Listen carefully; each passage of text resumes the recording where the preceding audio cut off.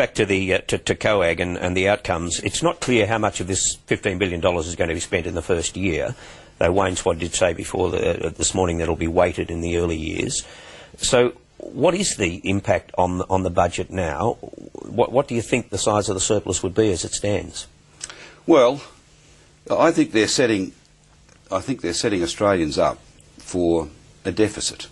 You know, let me say this, Barry. There is no inevitability about a deficit. Absolutely no inevitability. But if you run the white flag up now, then it will lead to a deficit. It will lead to a recession. I mean, Kevin Rudd and Wayne Swan are talking Australia into a recession with all this deficit spending, inevitability spending that they're talking about, and it's really irresponsible.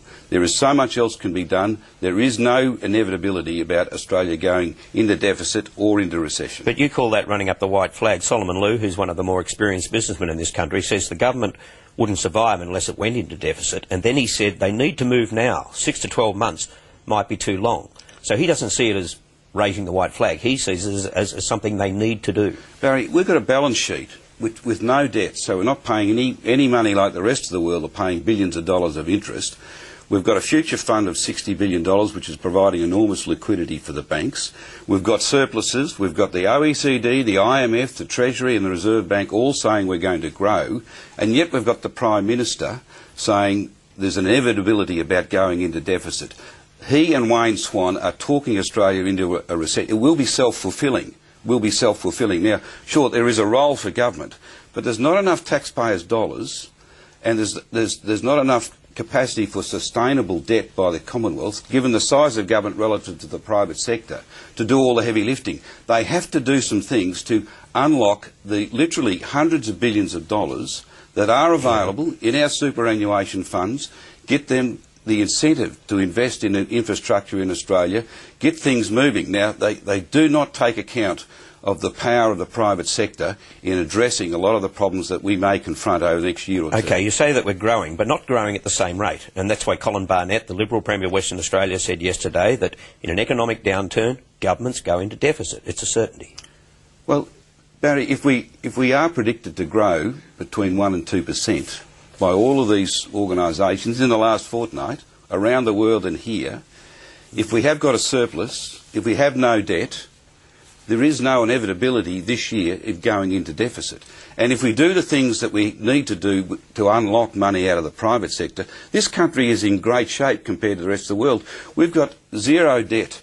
You know, the United States and Japan and Germany, who Kevin Rudd, you know, talks about, needing to go into deficit. Well, of course they do. 50%. They've got 50% of GDP as government debt. They are paying tens of billions of dollars a year of taxpayers' money just to pay off their debt. We've got none of that. We are in a very strong... We're the envy of the world. Our balance sheet is the envy of the world.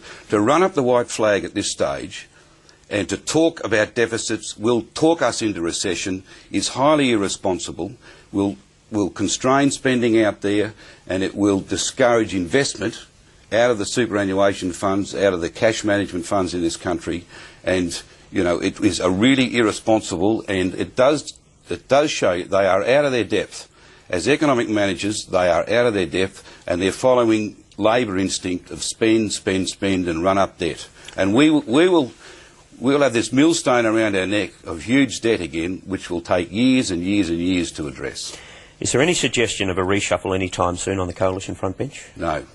What about the situation with Julie Bishop? Because one story in The Australian quoted a senior coalition source as saying there's a lot of chatter about Julie Bishop in Treasury. Is she safe? Barry, you're always hearing about unnamed sources. One, Julie is one of our most talented colleagues. Secondly, in 2 months, you know, I think Julie has made a very good fist of the toughest job, bar the leadership.